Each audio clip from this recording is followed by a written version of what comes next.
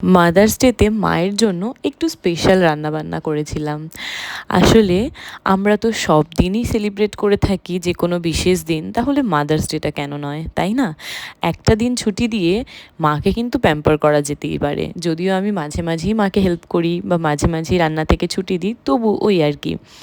তো বানাচ্ছি আজকে মায়ের প্রিয় দই চিকেন। প্রথমে চিকেনটার সাথে ম্যারিনেট করছি ধনে গুঁড়ো, জিরে গুঁড়ো, টক দই আর একটু জাইফল গুঁড়ো আর তার সাথে সর্ষের তেল দিয়ে। এখানে কিন্তু আমি নুন একদমই দিচ্ছি না, তাহলে জল ছেড়ে যাবে। এইবার চিকেনগুলোর সাথে খুব ভালো করে যা যা দিয়েছিলাম সব মাখিয়ে নিতে হবে, যাতে প্রত্যেকটা চিকেনের গায়ে ভালো করে টক দইটা লাগে। এইভাবে ম্যারিনেট করে রেখে দেবো। ওভারনাইটও রাখা যেতে পারে, বাট আমি 1 ঘন্টা রেখেছিলাম।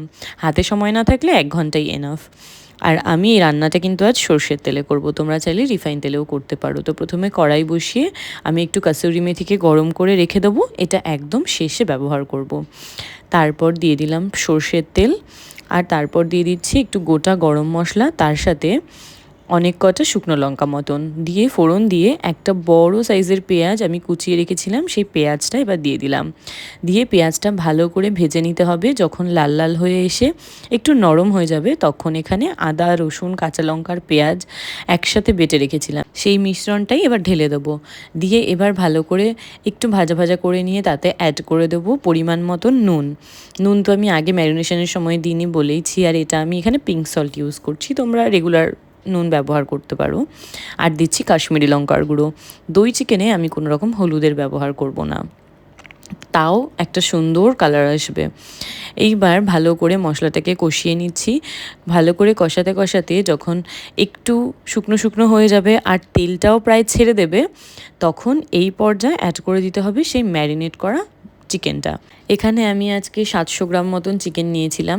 এবার চিকেনটা দিয়ে মশলার সাথে খুব ভালো করে নাড়াবো, যাতে মশলাগুলো চিকেনের গায়ে খুব ভালো করে লেগে যায়। প্রথম 10 মিনিট হাই ফ্লেমে দিয়ে চিকেনটাকে খুব ভালো করে কষাতে থাকবো। দেখবো আস্তে আস্তে জল ছেড়ে এসছে।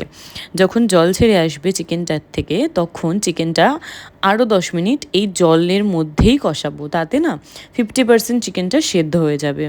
তারপর আবার ঢাকা চাপা দিয়ে কিছুক্ষণ কষিয়ে নেব। যত চিকেনটা কষাবো তত চিকেনটা টেন্ডার জুসিও হবে আর ভালো করে তেলটাও ছেড়ে দেবে। এইবার গ্রেভির জন্য আমি এখানে দিয়ে দিচ্ছি গরম জল। তোমরা যদি ঝোল ঝোল রাখতে পছন্দ করো তাহলে বেশি করে জল দিই। আমি আজকে এটা পোলাওয়ের সাথে মাকে সার্ভ করব, তার জন্য আমি একদমই মাখা মাখা রাখছি, অতটা বেশি গ্রেভি রাখবো না। এইবার দেখো একদম চিকেনটা শুকিয়ে এলে, যখন জল শুকিয়ে যাবে তখন খুব সুন্দর তেল ছাড়বে। শেষটায় আমি এরকম একটু কাসুরি মেথি ছড়িয়ে দেবো। আর দইয়ের সাথে কাসুরি মেথিটা খুব ভালো যায়, আমার তো দারুণ লাগে এই কাসুরি মেথির গন্ধটা। ব্যাস, তারপর একটু ঢেকে রেখে দিয়ে তারপর তোমরা পরিবেশন করে নিতে পারো। পুরো রেসিপিটা কেমন লাগলো অবশ্যই কিন্তু কমেন্টে জানিও। দেখা হবে অন্য কোনো ভিডিওতে। So by.